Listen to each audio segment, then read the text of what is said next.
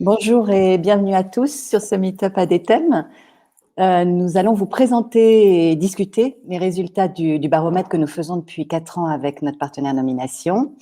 Donc dans le cadre de ce baromètre, nous avons interrogé 100 décideurs marketing sur la transformation digitale dans leur organisation, sur l'année 2020 et surtout sur leurs projets et chantiers 2021.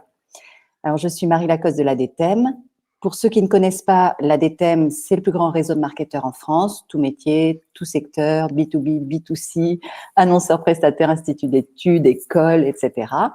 Nous représentons un écosystème de plus de 8000 professionnels, dont 1000 membres, qui sont bien sûr notre plus grande force. Et notre mission, c'est d'apporter justement à l'écosystème marketing au sens large du contenu, des occasions d'échanger, de réfléchir, de la veille, des points réguliers sur les tendances marketing et beaucoup de partage, notamment avec nos adhérents. Et justement, ce baromètre des projets des décideurs marketing fait vraiment partie des rendez-vous réguliers. C'est Benoît Marcelin de Nomination qui va nous présenter les résultats. Et nous avons le plaisir d'avoir également 2 CMO, Cindy Bétan-Cision et Xavier Jouvet du groupe Antalis, pour éclairer certains résultats, témoigner de leur expérience ou simplement réagir à une tendance précise. Et ils se présenteront tout à l'heure un peu plus en détail. Je laisse donc Benoît lancer le sujet et vous présenter les résultats. Eh ben, merci Marie, enchanté de vous avoir tous. On est relativement nombreux ce matin, c'est sympa. Donc c'est effectivement notre 4e baromètre, la 4e édition.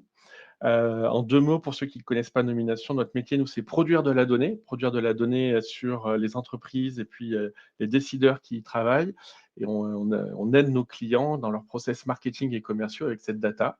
Et on est très content de pouvoir faire ce baromètre avec la DTEM, à la fois parce que les directeurs marketing font partie de nos personas et on est toujours content d'avoir des insights sur nos personas. Et puis parce que on est aussi très fiers de pouvoir contribuer à l'animation de cette communauté. Et donc, on va se lancer sans plus attendre. Alors, l'ordre du jour ce matin, on va rapidement, très rapidement parler du panel. On a notre marronnier à nous, qui est notre première question, qui est sur le niveau de transformation digitale qu'on suit maintenant depuis 4 ans.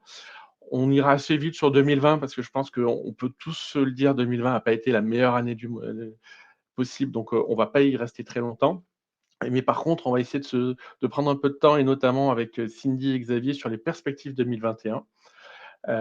Pour ceux qui ne connaissent pas la plateforme, mais je pense que là, c'est pas forcément le cas, mais vous pouvez poser des questions facilement sur la partie droite de votre écran.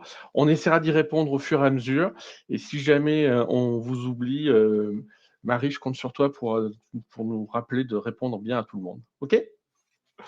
Alors, présentation du panel, en quelques mots, on interroge donc un certain nombre de décideurs, donc en l'occurrence les 101 décideurs clés qu'on a envie d'interroger, donc qui sont tous des gens impliqués dans les organisations sur la gestion du marketing. On le voit, on est assez riche en secteur d'activité. On n'a pas de secteur qui écrase tout le monde. On a du service, on a de l'industrie, mais on a aussi de l'high-tech, de la finance, etc. Donc, on est assez représentatif en termes de secteur. Par contre, on a 2 petits biais dans notre panel. Le premier, c'est qu'on est aux 2/3 sur plutôt des gens qui sont dans du B2B. Donc, ça peut éclairer et peut donner une couleur, une certaine couleur aux indicateurs qu'on va partager ensemble. Et puis, surtout, le point qui est le plus significatif, c'est vraiment la notion de taille d'entreprise. On a plutôt interrogé des CMO et objectivement, on trouve plus facilement des CMO dans des entreprises un peu constituées que dans des toutes petites PME. Et donc, c'est un petit peu le reflet de notre baromètre, puisque autant en France, les grandes entreprises, ça pèse 0,5% du total des entreprises de France, autant dans notre panel, on est plutôt aux alentours de 40%. Donc, on a un panel qui est un peu orienté sur la partie plutôt entreprise significative, donc ETI, grosse structure, et plutôt B2B. Donc, ayez ça en tête parce que selon vous, votre propre structure, ça peut un tout petit peu mettre en regard les réponses et les indicateurs. Et quand ça nous semblait intéressant, on a fait cette différenciation entre grandes entreprises et PME, parce qu'on va le voir, on a des éléments différents. Alors, notre marronnier de la transformation digitale, qui était la première question qu'on voulait poser il y a 4 ans sur notre premier baromètre, qui était d'essayer de mesurer un truc qu'on entendait tous et qui était difficile à mesurer. Et donc, on a fait le choix de demander aux gens de se positionner sur une échelle complètement subjective en disant, bah, entre 0 et 10, comment vous, vous positionnez votre structure. Ce qui est intéressant, c'est que si on prend le fil de nos 4 éditions du baromètre, on voit que l'indice, entre guillemets, de transformation digitale n'a pas beaucoup évolué dans le temps. Par contre, ce qui est intéressant, c'est qu'on voit qu'on a un phénomène de concentration des répondants sur une espèce de moyenne entre 6 et 8. Il y a 4 ans, on avait encore pas mal, entre guillemets, de gens qui nous disaient qu'ils étaient à la traîne. Aujourd'hui, on a très peu ce sentiment-là, mais paradoxalement, il y a 4 ans, il y avait aussi des gens qui disaient: «Non, c'est bon, moi, la transformation digitale, c'est terminé». Et bon, on en a tous conscience que, fondamentalement, c'est un recommencement permanent et donc on a de moins en moins de gens qui assument le fait de dire: «Non, moi, c'est bon, je suis à 10 sur 10, j'ai plus rien à faire». Donc voilà, on est vraiment dans cette logique de transformation un peu permanente avec la majorité de nos décideurs qui se positionnent sur on avance bien, mais il reste du chemin à faire. Alors, côté bilan 2020, quelques enseignements d'une année qu'on a tous vécue, je pense, de manière très particulière, qui a bouleversé évidemment nos organisations, nos process, notre manière de travailler. Alors, quand on a posé la question, moi j'étais persuadé qu'on aurait, entre guillemets, une mauvaise réponse sur le regard, la perception globale de l'année 2020. Et il se trouve qu'à 67%, nos collègues marketeurs ont déclaré que c'était plutôt une bonne année 2020. Alors, moins bonne que 2019, puisqu'on était à 72 ou 71%. Mais néanmoins, on aurait pu se dire que 2020, avec la complexité, et tout ce qui allait avec, on aurait pu s'attendre à une année, un score moins bon. On va le voir et je pense que ça sera l'objet un petit peu de nos échanges, Cindy, Xavier, que finalement, un petit peu comme la transformation digitale, le besoin de digitaliser, le besoin de survivre au confinement a mis dans beaucoup de structures la direction marketing au cœur de beaucoup de choses. Nous a porté, nous a obligés à avoir plein de projets. Et donc, je pense que ça reflète un petit peu enfin, ce score reflète un petit peu tout ça, le fait d'avoir une année qui, au final, a été riche en projets. Alors, côté ressources, l'enseignement, je pense, intéressant de cette étude, hein, c'est globalement, les équipes ont plutôt pas beaucoup bougé. On est resté assez stable sur les moyens. On aurait pu, là encore, imaginer une baisse importante des moyens marketing. En termes de ressources, en termes d'équipes, alors certes, on a eu beaucoup moins d'organisations qui ont renforcé leurs équipes, hein, puisque en 2019, on avait quasiment une entreprise sur 2 qui déclarait augmenter la taille de l'équipe marketing. Là, c'est beaucoup moins le cas cette année. Ceci étant, et c'est plutôt une bonne nouvelle, on a peu d'organisations qui ont significativement baissé leurs effectifs.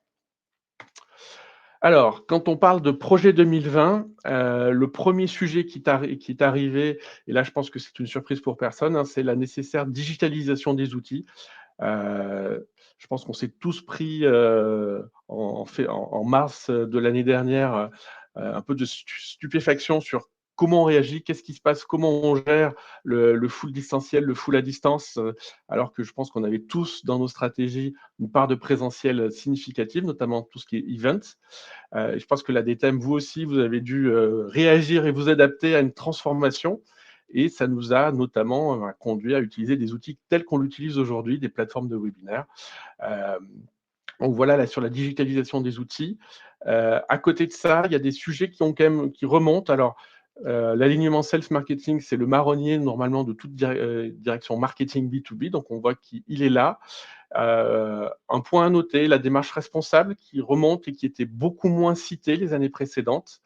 Et puis des sujets qui étaient des sujets parfois importants dans les années précédentes et qui perdent un peu de leur importance. Et je pense notamment au social selling, qui à un moment donné était vraiment un sujet hot topics, comme on dit, un sujet dont tout le monde parlait et qui, au final, 2020 a été un peu à la traîne là-dessus. Je vous le disais, hein, on a des choses différentes selon si on a une focale PME ou une focale grande structure. On voit que, notamment sur la digitalisation des outils, probablement qu'un certain nombre de PME étaient moins avancés dans les outils collaboratifs et ils ont dû forcément un peu rattraper le temps perdu l'année dernière. Et donc, ils ont mis vraiment en tête et largement en tête la digitalisation des outils. Là où, de manière un peu plus classique, hein, le contenu a été un peu le sujet, la priorité des grosses entreprises. Et je pense notamment à pas mal de clients qu'on a accompagnés en 2020 et qui ont travaillé la production de nouveaux formats de contenu pour s'adapter à la digitalisation de la relation commerciale, de la relation marketing. Tout ça, c'était 2020 et on s'est tous dit que 2020, c'était pas le plus intéressant. Nous, ce qui nous a le plus motivé quand on a travaillé et préparé cet atelier avec Marie, Xavier et Cindy, ça a été plutôt la projection, les perspectives 2021.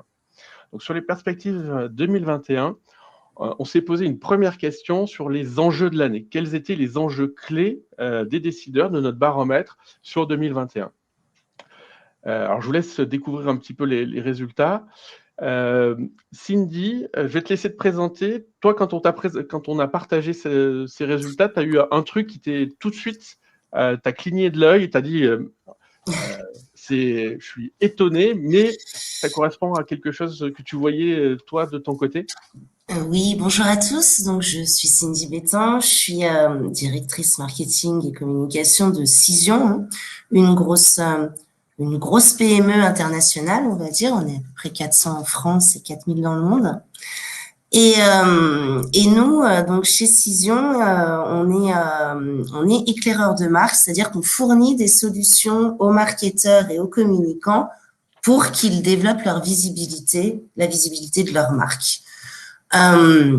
Et évidemment, moi, ce qui m'a frappé, c'est vraiment la valeur marque qui rentre clairement dans les enjeux de l'année 2021, que ce soit travailler sa marque, hein, c'est écrit noir sur blanc à 45%, ou en quatrième position, intégrer une approche de marketing responsable, qui est aussi clairement qui fait partie intégrante d'une stratégie de marque, et on en reparlera un petit peu après, mais effectivement, aujourd'hui, la marque devient une ressource fondamentale pour l'entreprise.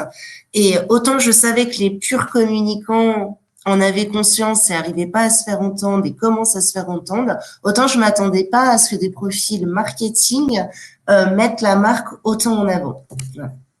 C'est un peu le revanche du marketing traditionnel par rapport au marketing transactionnel, Cindy ? Alors, il y a un peu de ça, mais en fait, le marketing est assez terre à terre, j'allais dire. C'est-à-dire qu'aujourd'hui, et on le voit d'ailleurs dans des choses très concrètes, la valeur marque, c'est cet actif intangible qu'est la marque, prend de plus en plus de place, et même dans la valorisation des entreprises. Aujourd'hui, on voit des entreprises qui font pas 1 euro de bénéfices et qui pour autant ont une marque tellement forte que finalement elle est valorisée sur le marché de manière très chère. Donc on voit très bien là que cette valeur marque prend vraiment du sens, et je pense que le marketeur le ressent bien. Et donc du coup c'est pas tout à fait déconnecté du commerce, hein. C'est que on voit bien que ça prend beaucoup d'ampleur aujourd'hui dans les priorités de l'entreprise et même de la direction en général. Alors toi, Xavier, quand tu as vu cette étude et ses premiers résultats, toi, c'est un sujet un peu complémentaire qui t'a particulièrement interloqué ?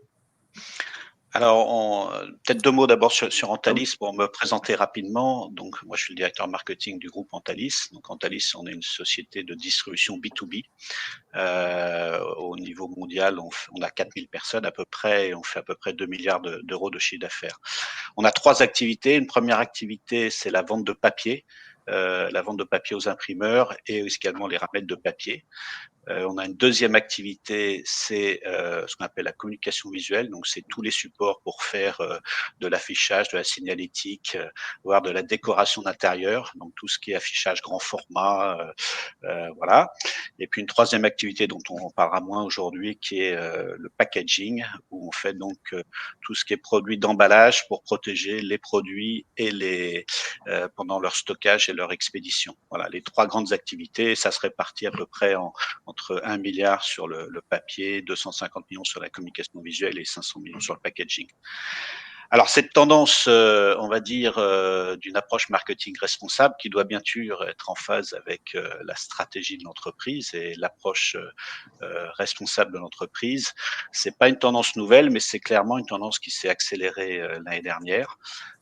On voit que là, il y a un souci de la protection de la planète qui est quand même, avec la crise qu'on connaît, de plus en plus important, et en particulier chez les jeunes générations. Donc ça, clairement, pour toutes les marques qui ont une approche vis-à-vis des cibles assez jeunes, c'est un élément extrêmement important. Concrètement, nous, ça se répercute sur nos trois métiers que je mentionnais avant. Sur le packaging, clairement, ça se répercute par moins de packaging. Les gens veulent du packaging plus sur mesure, moins de plastique également dans le packaging. Je veux aussi dire que le packaging, au passage, parce que là, on est avec des directeurs marketing, c'est aussi un élément de communication d'entreprise.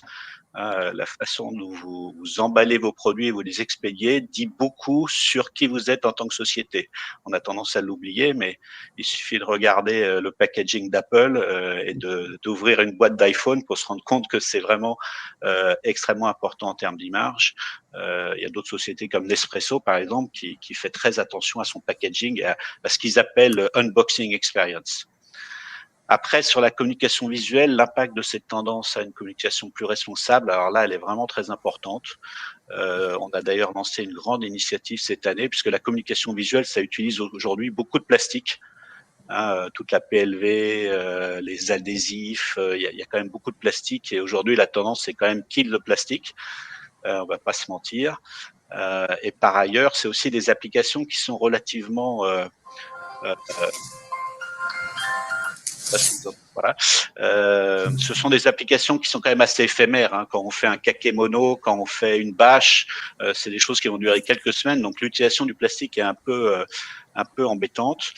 Et du coup, en Thalys, on a décidé de se positionner comme un catalyseur du changement de l'industrie pour une communication visuelle plus éco-responsable. On a écrit un manifesto et on s'est fixé un objectif de doubler la part de produits éco-responsables dans nos ventes de supports de communication visuelle. Concrètement, on a des entreprises qui nous approchent et qui nous disent, bah voilà, moi ce que je fais en PLV, voilà ce que je fais en affichage, voilà ce que je fais dans différents domaines, et on les aide à trouver des alternatives qui sont plus éco-responsables. On va vraiment accompagner les clients dans cette démarche. Dernier point peut-être sur le papier, qui est notre activité traditionnelle. Là, la tendance existe depuis un plus grand nombre d'années. On le voit dans le point de nos ventes de papier recyclé qui augmente chaque année. Il y a toujours cette tendance à des papiers plus éco-responsables. Le niveau minimum, c'est d'utiliser des papiers qui sont certifiés, issus de forêts gérées de façon durable.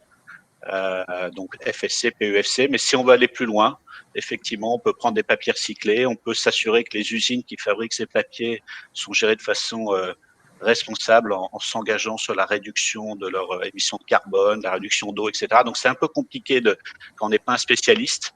Et du coup, nous, ce qu'on a fait, c'est un système de notation en 5 étoiles. Comme les hôtels, plus il y a d'étoiles, plus c'est écologique.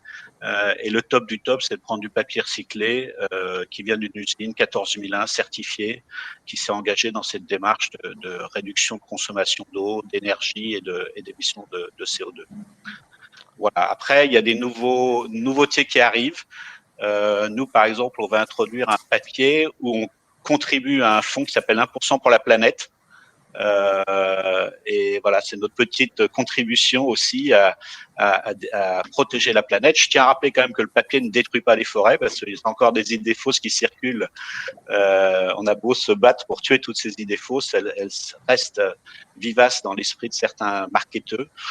Si ça vous intéresse, vous allez sur Google, vous tapez Did you know Antalis, vous verrez une petite vidéo avec tous les faits et toutes les idées fausses qu'on peut combattre contre cette vision que le papier n'est pas bon pour pour la planète. Au contraire, hein, plus il y a de papier, plus il y a de forêt, et la communication imprimée est complémentaire de la communication digitale et ne doit pas être du tout mis en opposition. Elle est même, d'après certaines études, plus vertueuse en termes de co-responsabilité.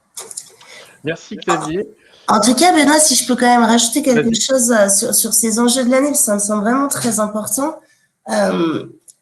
On va quand même pas passer cette slide sans parler des deux grands gagnants des projets. Et très honnêtement, je pense que tous ceux qui nous écoutent finalement, je pense, se reconnaissent bien là. C'est-à-dire que j'ai l'impression que ça révèle un vrai arbitrage court terme et long terme. Et je crois que c'est ça la problématique du marketeur aujourd'hui. Elle est vraiment d'arriver à faire de front ces deux choses, parce que intégrer encore davantage le digital et améliorer l'expérience client, c'est quelque chose sur lequel il faut qu'on travaille maintenant, parce que ça peut rapporter tout de suite.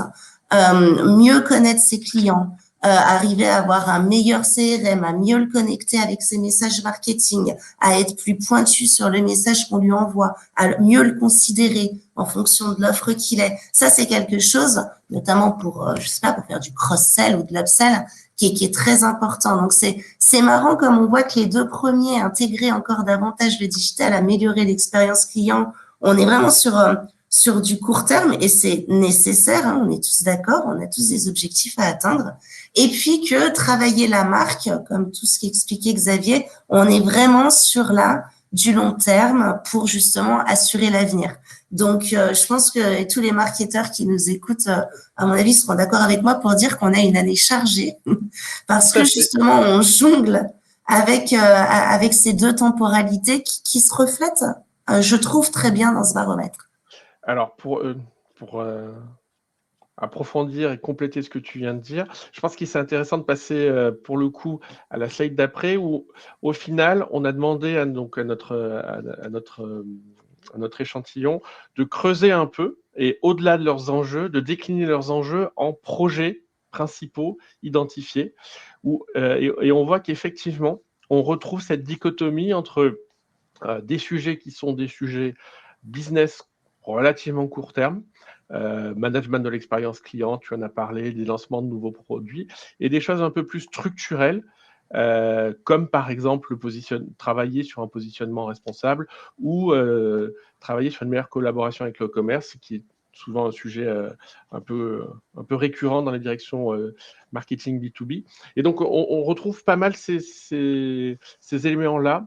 On voit que l'année va être chargée parce que la personne qui doit gérer tous ces projets-là, je ne sais pas si Xavier et Cindy vous y retrouvez. Moi, heureusement, on reste une PME de 60 personnes et je n'ai pas tous ces projets à gérer en parallèle parce que sinon, ça serait un peu compliqué. Moi, je m'y retrouve pas mal dans tous ces projets. L'année 2020, c'est sûr que les lancements de produits, par exemple, c'est quelque chose qu'on a mis un peu en stand-by parce que c'était assez difficile d'aller voir des clients et de les visiter physiquement. Et nous, on a besoin, compte tenu des produits qu'on vend, que les gens touchent notamment le papier et puis savoir des exemplaires. Donc après, on a été créatifs, on a quand même fait certains lancements de produits, on a organisé des webinars, on a fait beaucoup de choses, mais c'est vrai que ça va nous occuper. Puis en même temps, on a profité de cette année 2020 qui était un peu une année particulière pour faire un travail de fond. Donc sur nos outils, sur la mise en place de solutions de partage collaboratif, sur la création de contenu, sur donc ces chantiers qu'on a lancés, il va falloir qu'on les assume maintenant et qu'on les déploie aussi, tout en faisant le marketing opérationnel du day-to-day qui redevient de plus en plus important. Bon alors toi, Cindy, c'est quoi ton projet phare cette année ? Ils y sont tous là. Je pense qu'il y a effectivement un effet de rattrapage sur le lancement de nouveaux produits. Hein. On a été un petit peu bloqué d'un coup l'année dernière. On n'a pas trop osé lancer de nouvelles choses. Donc du coup, on se rattrape un petit peu en 2021. Mais en tout cas, moi, ce que je ressens dans ma boîte, mais c'était déjà le cas, mais je pense que là, ça se voit bien, c'est qu'aujourd'hui, un projet, je dirais qu'il est presque pas marketing. Il est à chaque fois très collaboratif. Par exemple, quand on parle du management de l'expérience client, c'est tout, sauf, enfin, la partie marketing, c'est une toute petite part du management de l'expérience client. Nous, on en a fait un un énorme projet en 2020, justement. On s'est dit, bon, bah tiens, la vie s'arrête, essayons d'aller un petit peu voir où est-ce qu'on pourrait améliorer des choses essentielles. Et ce qui est essentiel pour une entreprise, c'est le client. Hein. Et ben, je peux vous dire que le management de l'expérience client, c'est mais toute l'entreprise, hein, parce que ça arrive à l'accueil, ça finit par la facturation, voire le recouvrement. Le marketing, il est petit là-dedans. Et pour autant, on était très impliqués, parce qu'il y a il y a aussi une façon, je pense, j'aime bien le terme management de l'expérience client, parce que c'était vraiment ça, le marketing à manager, mais des collaborateurs qui ne pensaient même pas faire de l'expérience client. Alors que si, parce qu'ils étaient dans des services où ils pensaient que le client, comme il l'avait pas tout de suite en front line, bah c'était pas son affaire, alors que c'est vraiment l'affaire de tous. Donc, quand on regarde un petit peu tous ces projets, il y a beaucoup de comment on travaille mieux ensemble en tant qu'entreprise. Et ça revient un petit peu, ça aussi, sur cette valeur marque. C'est-à-dire que j'ai l'impression que les entreprises la jouent plus collectif, plus on fait partie d'une même société, on va dans le même sens, on a une mission commune, on a des valeurs communes. Et comment on fait pour travailler ça ensemble? Je trouve que ça se reflète assez. En tout cas, moi, l'expérience client, nouveaux produits, alors collaboration avec le commerce, nous, ça a été assez c'était assez fait depuis longtemps. L'influence, évidemment, l'influence, c'est quelque chose qu'on travaille encore beaucoup aujourd'hui. Et après, toute la mise en place de nouveaux produits, de digital, quelqu'un dans le chat disait, c'est bizarre que le digital soit toujours en premier dans les projections 2021, alors que les gens ont l'air assez satisfaits de leur situation. Quand on regarde dans 2020, ils sont assez contents. Mais non, je pense que les gens ont compris que ça ne s'arrêtait jamais. Enfin, je veux dire, à partir du moment où vous avez commencé à digitaliser quelque chose, vous pouvez aller encore plus loin. Et après, vous y mettez encore un peu plus d'intelligence, d'automatisation. Et après, on forme les gens pour. Donc, ça s'arrête jamais, en fait. Et je pense qu'on en a pris conscience. Tout à fait. Alors, si on zoome maintenant sur les challenges.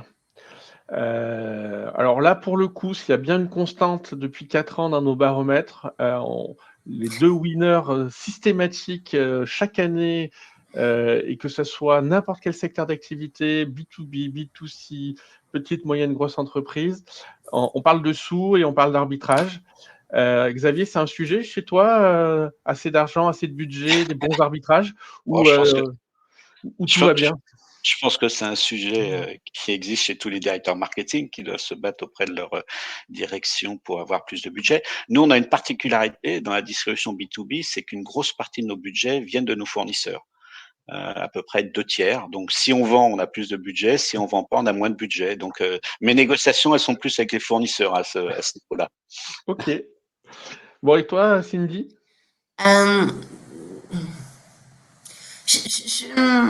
Honnêtement, d'habitude, quelle que soit l'étude, quel que soit le sujet, j'ai envie de vous dire, quel que soit le service, on manque de budget. Évidemment, on pourrait toujours en avoir plus. Honnêtement, moi, j'ai l'impression que les sujets qui nous animent depuis un an, là, quand je dis nous, je parle décision, mais je prétends parler un petit peu avec d'autres marketeurs avec qui je discute. On a plus un problème de faire, excusez-moi l'expression, mais péter les murs.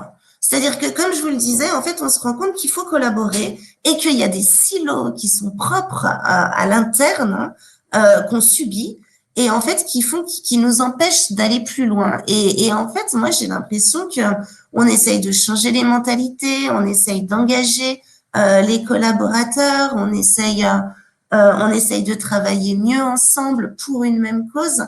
Et finalement, alors évidemment, je dirais pas, j'aurais rien contre 30% de plus de budget, hein, mais en même temps, aujourd'hui, c'est pas l'argent qui me manque le plus. C'est plutôt c'est le temps, c'est-à-dire le temps mon temps, mais aussi le temps que m'accordent les autres managers pour comprendre le positionnement de ma marque, la façon dont on veut parler aux clients, notre utilité en tant qu'entreprise. Et en fait, moi, s'il y a quelque chose qui me manquerait aujourd'hui, ce serait le temps, le mien et ceux de mes collègues, pour justement qu'on soit en phase. Eh Je ben, suis assez d'accord avec ça. Le temps, travailler en équipe, s'assurer que l'argent qu'on dépense, on a un bon retour sur investissement. Nous, on a un gros focus en ce moment sur tout ce qui est business développement, donc aller chercher des nouvelles opportunités. On sait que ça prend un peu plus de temps, ça demande aux commerciaux de sortir de leur zone de confort. Et donc ça, c'est le challenge, c'est d'avoir le temps des commerciaux pour qu'ils ne fassent pas simplement le day-to-day, mais qu'ils changent un peu leur façon de travailler. Et aussi, le change management qu'on doit faire sur les forces commerciales compte tenu du nouvel environnement, ça, c'est aussi un rôle important pour le marketing, parce qu'on doit accompagner le management commercial dans cet effort de transformer les forces commerciales. Aujourd'hui, les commerciaux ont plus de mal, évidemment, à se déplacer, à aller voir des clients. Donc, on doit se réinventer dans le marketing et leur apporter des leads pour qu'ils puissent faire après de l'appel sortant qui soit déjà un peu préparé et que ce soit pas du cold calling. Donc, nos stratégies marketing, on a investi beaucoup en contenu, on a investi en réseaux sociaux, en e-marketing automation pour qualifier les contacts et les leads, et également en social selling en faisant de l'approche proactive. Et là, les commerciaux ont du mal à dégager du temps pour faire un peu plus d'analyse des prospects potentiels. Voilà. Donc, une plus grande collaboration, je pense, entre les ventes et le marketing également de notre côté. ok, ben merci. Je, Alors, je pense, pardon. si on a 2 minutes, alors moi, il y a Pardon, un sujet qui maîtriser le codir. Alors, je sais pas si maîtriser, c'est le bon mot. J'espère que le Dompter codir... le codir. À la base, moi, je voulais dire dompter le codir, mais Marie, elle m'a dit que c'est dompter, c'était pas. Donc, on a dit maîtriser. je sais pas, mais en tout cas, c'est un... eux aussi, ils ont des arbitrages à faire. Enfin, voilà. Après, c'est arrivé.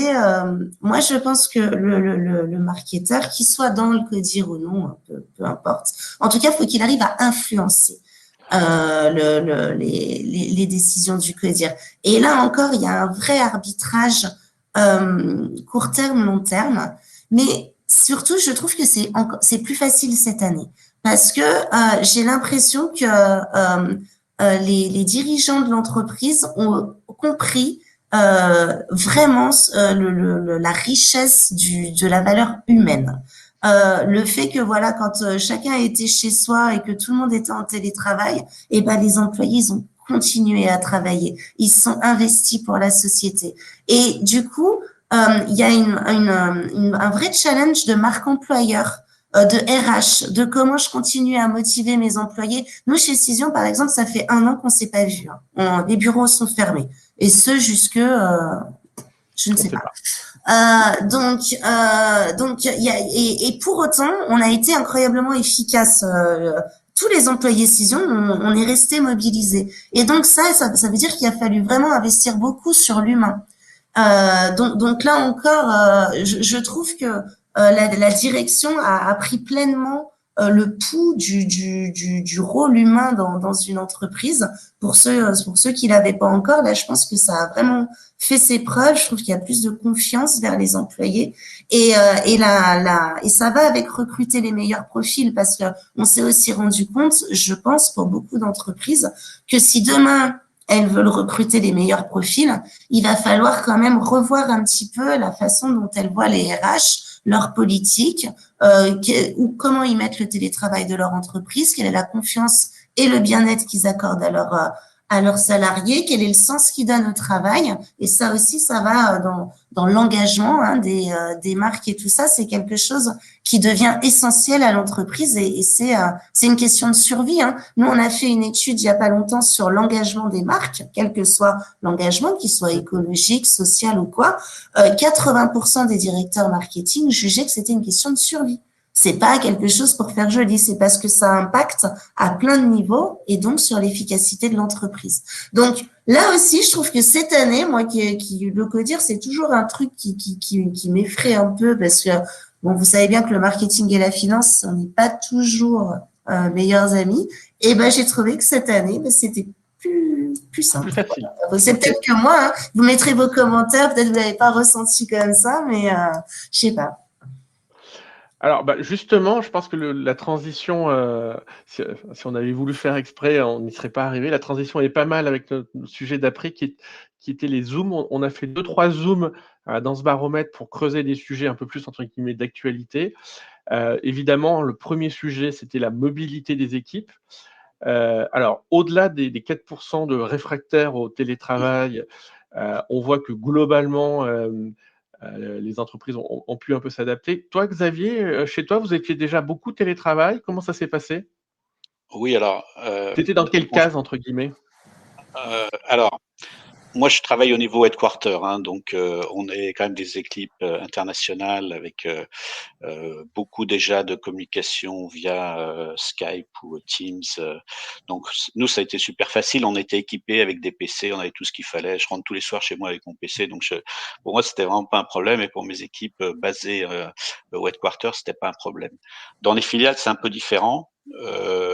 Quand on descend, on va dire, au niveau des commerciaux de filiales, là, il y a des filiales qui étaient assez bien équipées et d'autres qui l'étaient moins. Donc, ça a demandé un petit effort au départ. Et donc toi, Cindy, j'imagine que vous, toi, tu étais dans la case Alors 20%. nous, on était effectivement dans la case 20%. C'était déjà très répandu. Nous, avant la crise, hein, un manager n'avait pas le droit de refuser une journée de télétravail par semaine à son collaborateur. C'est-à-dire que c'était l'inverse. C'était le manager qui devait justifier du non. Parce que voilà, on est très attaché à l'équilibre vie professionnelle, vie perso, et si une journée de télétravail, ça leur permet d'avoir plus de temps pour travailler parce que moins de transport. On est à Saint-Denis, hein, à Paris, il y en a qui avaient beaucoup de transport. Bah, si ça pouvait les reposer un peu, d'avoir ça en moins, il y avait aucun souci. Et puis je tiens à rappeler pour la petite histoire, parce que je sais pas si les gens s'en souviennent, que nous, il y a quelque chose qui nous a beaucoup aidé. Il y avait eu une grosse grève sur la réforme des retraites. Vous vous souvenez, Oui, décembre, en janvier. décembre. Ouais. Voilà, Une exactement. répétition Et ben, complète. alors nous, bon, faut vous dire qu'on râlait un peu, on disait mais c'est pas possible, mais les gens n'arrivaient plus à se rendre au bureau, quoi, tout simplement. Donc, on a mis déjà tout le bureau parisien, qui est à peu près 70% des effectifs, en télétravail, au moins à cause de ces grèves. Et pour la petite anecdote, les autres bureaux du monde chez Cision se moquaient un petit peu de nous, hein, parce que les Français et leurs grèves, machin et tout. N'empêche que quand la crise Covid est arrivée, et ben nous, en 24 heures, tout le monde était chez lui parce que tout le monde avait cette expérience, ce qui n'était pas le cas des autres pays du monde. Donc, comme quoi, dans du parfois ce qu'on peut penser mauvais, bah ça a du bon. Donc, ça a été très simple pour nous sur la partie télétravail, en tout cas. Merci aux Ok. Gilets jaunes alors. Fallait jusque-là, mais. Donc ça, c'était notre premier Zoom. Ensuite, on a un deuxième Zoom. Alors, on fait le grand écart, hein, on passe du télétravail à l'intelligence artificielle. Pareil, c'est un sujet qui était hyper dans l'air du temps il y a 4 ans quand on a lancé le baromètre et on s'est dit ce sera un sujet intéressant à voir en termes d'émergence et de transformation entre on va dire la présence médiatique du concept et puis la réalisation opérationnelle dans les entreprises. Alors, je ne vais pas trahir un secret, je ne vais pas vous révéler des choses, mais globalement, il y a quand même peu de structures qui assument et qui revendiquent avoir réussi à déployer un levier, un sujet IA en termes d'innovation. Ce qui est intéressant, Xavier, c'est que quand on a échangé pour préparer, toi, tu as une expérience, mais de l'autre côté de la barrière, entre guillemets, en tant que client d'une entreprise qui a réussi à activer l'IA. Alors, en l'occurrence, en tant que fournisseur, puisqu'on est fournisseur, on est fournisseur d'Amazon. Et c'est vrai que Amazon est, comme le dit leur patron, c'est avant tout une boîte informatique qui happens to be in distribution, comme ils disent. Donc, c'est avant tout une boîte informatique. Et c'est vrai que quand on travaille avec eux, c'est impressionnant. Aujourd'hui, bon, c'est un distributeur. Ils n'ont pas une personne qui passe une commande. Tout est fait par des algorithmes d'approvisionnement. On n'est pas tout à fait dans le marketing là, mais ça montre que l'importance que peut avoir l'IA. Et moi, ça m'a vraiment fait réfléchir puisque j'ai à la fois la direction marketing et la direction achat, ce qui est assez commun dans la distribution B2B, sur nos processus d'approvisionnement, de gestion de stock, où je me dis que c'est un domaine qu'il faut qu'on creuse parce qu'on a encore plus entre 50 et 100 approvisionneurs au niveau international dans nos équipes. Et c'est vrai que parfois, l'IA permettrait de déceler des choses et d'aller plus vite peut-être dans ces domaines. Après, si on regarde l'impact marketing de l'IA, moi je vois deux domaines. Je vois dans le pricing, où là également on gère plus de 10 000 références dans un pays typiquement, et l'humain est limité dans ses capacités à analyser le pricing. Donc on fait ce qu'on appelle du peer pricing, c'est-à-dire qu'on regroupe nos clients par groupe de clients qui ont des paramètres communs, donc que ce soit la taille, le potentiel d'achat ou l'historique de vente avec nous, mais on a 2 ou 3 paramètres comme ça. L'IA permettrait d'aller plus loin et de faire du peer pricing multidimensionnel. J'ai été approché par une société qui fait ça m'a pas mal intéressé. Pour l'instant, on l'a pas lancé le projet parce que c'est des investissements importants. Et puis dernier point que je veux partager, c'est une expérience où j'ai assisté une fois à une conférence où il y avait une marque de vêtements pour enfants et pour adultes, je crois, qui s'appelle Cyrillus, que certains d'entre vous connaissent. Et eux, ils avaient partagé leur expérience où ils étaient allés assez loin. Ils avaient fait un test de faire un catalogue hyper personnalisé grâce à l'impression numérique, puisque avec l'impression numérique, chaque page de catalogue peut être personnalisée bien au niveau du texte qu'au niveau des images en temps réel. Et ils avaient personnalisé en fonction de ce que les gens avaient fait sur leur site web. Donc, ils regardaient les visiteurs de leur site web et en fonction que les gens étaient allés sur la partie vêtements pour enfants ou vêtements pour garçons ou pour filles, ils faisaient des catalogues hyper personnalisés en utilisant cette expérience, en utilisant de l'intelligence artificielle en amont, du data mining. Et ils avaient expliqué d'ailleurs qu'ils avaient fait de l'A/B testing, ils avaient envoyé un catalogue non personnalisé sur une certaine partie de leur base de données et un catalogue hyper personnalisé sur l'autre partie, et qu'ils avaient un retour de vente de 7 à 6% supérieur sur le catalogue personnalisé. Alors après, faire un catalogue personnalisé, ça demande un peu de data crunching, ça demande des compétences, mais le retour était positif. Je ne sais pas ce qu'a donné cette expérience par la suite, ça date d'il y a 3 ou 4 ans, mais j'ai trouvé ça assez intéressant comme approche. Et toi, Cindy, tu as déjà vu, pour de vrai, au-delà des discours des marketing, des fournisseurs de solutions IA, tu as déjà vu des choses concrètes s'appliquer dans les dispositifs marketing? Oui, alors c'est marrant parce que alors nous c'est tout récent, on n'en avait pas vraiment de l'intelligence, parce qu'il faut pas confondre intelligence artificielle et algorithme bien chiadé. Donc si on parle vraiment d'intelligence artificielle, c'est très nouveau pour nous, mais on vient d'acheter, Cision vient de racheter une société de social listening, donc qui scrolle tout ce qui se passe sur les réseaux sociaux, sur le web, Brandwatch, qui intègre justement de l'intelligence artificielle. Et c'est vrai que moi, si je vois une utilisation pour les marketeurs, c'est ces insights, c'est justement aller chercher vraiment. Je sais pas si vous vous rendez compte des milliards de contenus qu'il y a aujourd'hui. Enfin, nous qui faisons de la veille pour que ce soit presse, TV, radio, réseaux sociaux, web. Mais chaque jour, on scanne un nombre de data, de contenu qui est impressionnant. Et je pense que aucun humain peut digérer ça et en faire quelque chose surtout, parce qu'à la limite le digérer, bon, mais en faire quelque chose de constructif s'il n'y a pas un peu d'intelligence artificielle pour nous aider. Et moi, je pense que arriver à décrypter ces conversations, ce qui se dit sur le web, ce qui se dit sur vous, sur la marque, sur la concurrence, ça ressort des insights, des insights absolument enfin super pertinents pour dessiner sa stratégie marketing, son plan marketing, sa stratégie de marque et comprendre un petit peu où est-ce qu'il faut appuyer pour que ce soit le plus pertinent. On est vraiment dans vous vous rendez compte en tant que marketeur, moi on n'a jamais eu autant de canaux à notre disposition, on peut faire tout et n'importe quoi sur 30 000 trucs différents, donc à un moment donné, il faut arbitrer. Et l'arbitrage, je pense que c'est le mot qui va revenir le plus souvent dans notre métier. Mais comment on arbitre? Et je pense que cette aide de prise à la décision, ça va vraiment être, pour moi en tout cas, c'est ce que j'attends le plus de l'intelligence artificielle.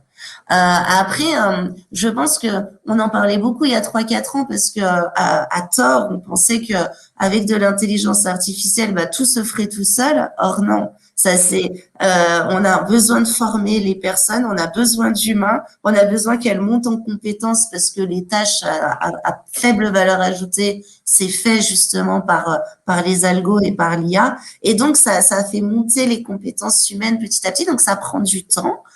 C'est pas nécessairement évident à mettre en place tout de suite, mais en tout cas, moi je le prends comme un outil de visibilité, mais dans le sens qu'est-ce qui se passe sur mon marché, qu'est-ce que disent les gens de moi, qu'est-ce qui se passe dans ce monde sur tel sujet. Je pense que ça va être quelque chose de très précieux.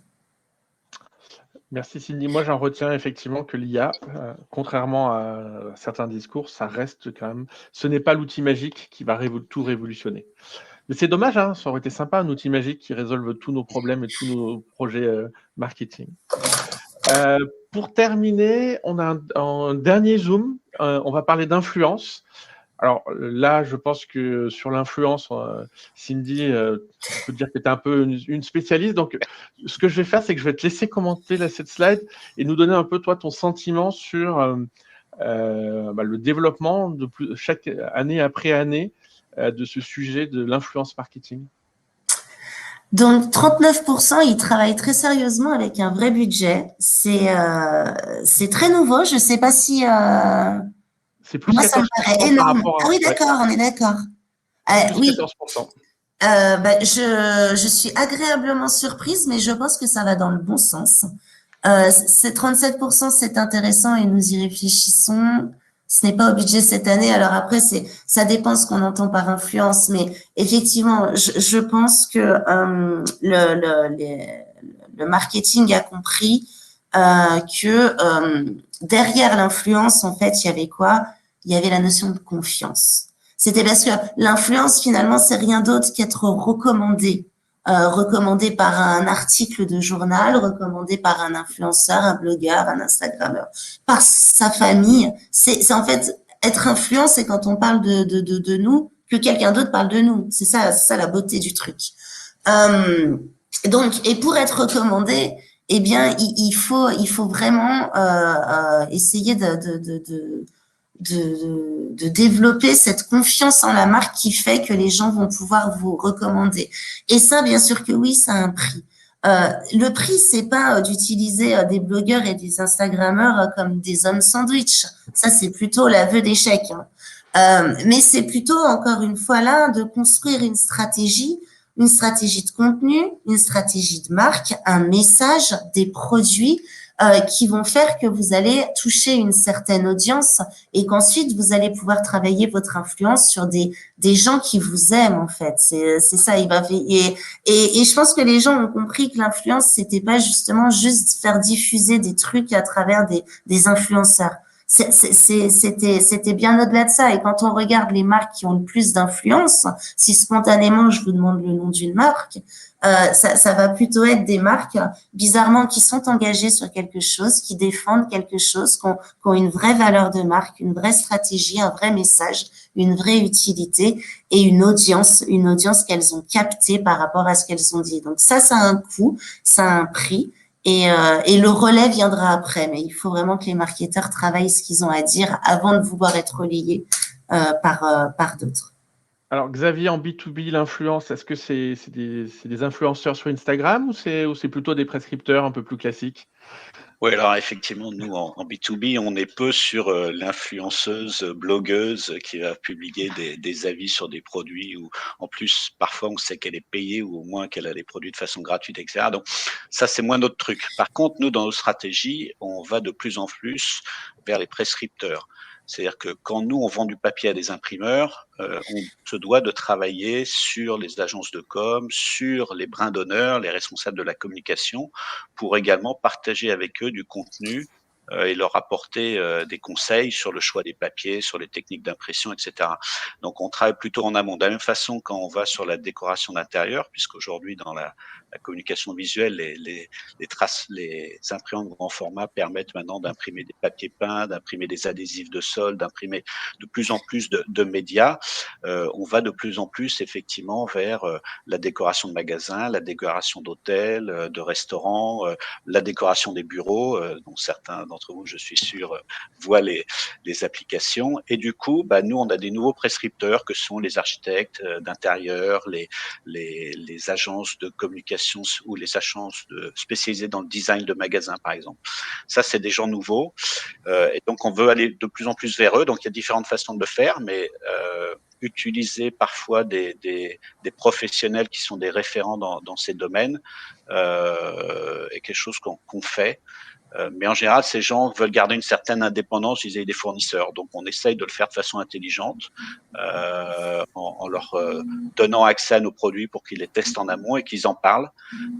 Mais ça reste limité parce qu'ils sont soucieux de leur indépendance en général. Merci Xavier. C'était le dernier Zoom qu'on voulait faire avec ce baromètre. Peut-être pour conclure, Cindy, un petit mot sur ta perception de ce baromètre et puis, comment pour toi s'annonce 2021? Alors moi, sur la perception du baromètre, honnêtement, je le trouve très juste, en tout cas en ce qui me concerne. J'ai vraiment l'impression qu'il y a tout ça aujourd'hui dans la barquette du marketeur. À la fois le court terme, le long terme, la génération de leads à travers le digital et l'expérience client, et puis la construction de la marque. Et j'ai vraiment la sensation, alors je prêche pour ma paroisse, mais comme on est dans la même paroisse, ça me va.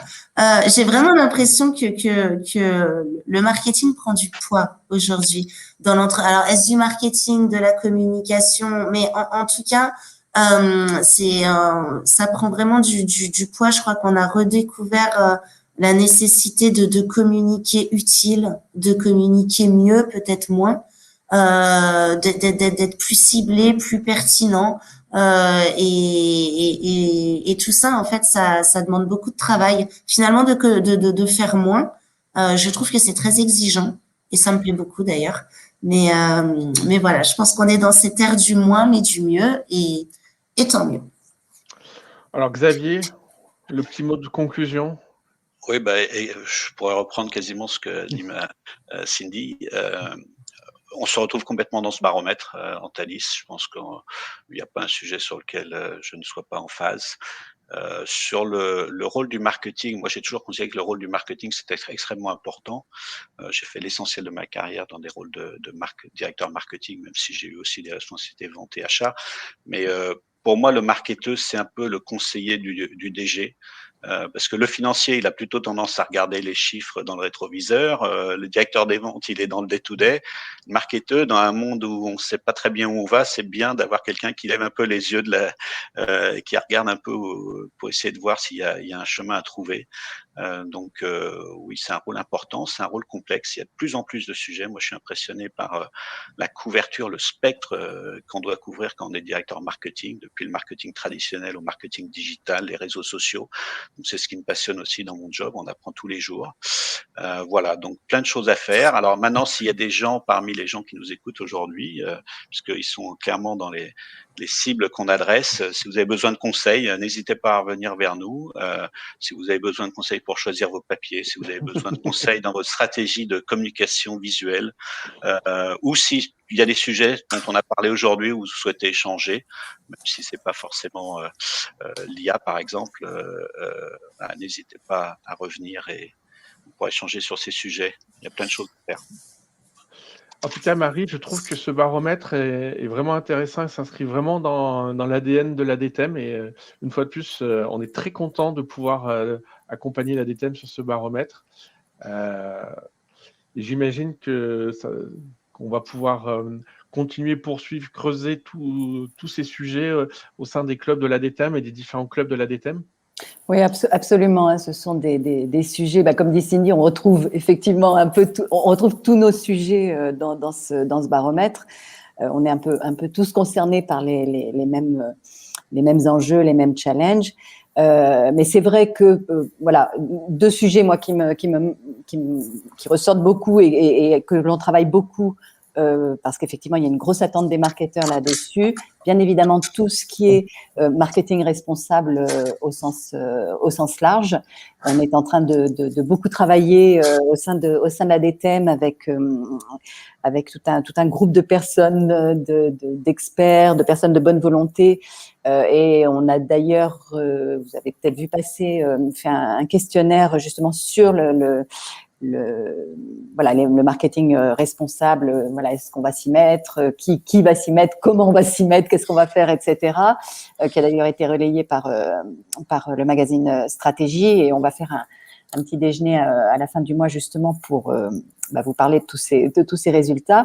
Et puis un autre gros sujet également sur lequel on travaille tous beaucoup, c'est l'expérience client, effectivement, qui est quelque chose qui prend de plus en plus d'importance. Je crois que c'est Cindy qui a dit tout à l'heure, voilà, l'asset le plus important, c'est quand même le client, hein. Même si on dit depuis je pense qu'on peut parler on peut parler en décennies qu'il faut mettre le client au centre, n'est-ce pas? Et que ça reste toujours un vœu pieux dans certains cas. Mais en tout cas, on est conscient, on y travaille. Nous, l'année dernière, avec un partenaire, justement, on a fait une grosse étude sur le management d'expérience client en B2B, parce que le B2B est à fond là-dedans aussi.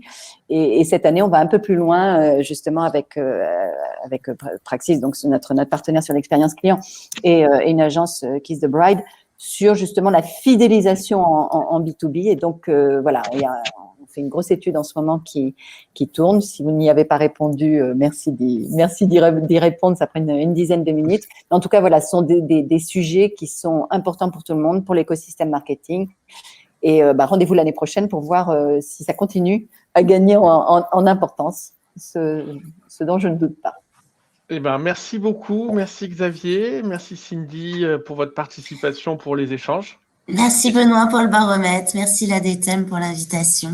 Et puis rendez-vous un peu avant l'année prochaine, on espère, sur d'autres sujets de l'ADTEM. Tout à fait. Et donc, on va vous envoyer bien évidemment à tous la présentation. Vous aurez donc les résultats.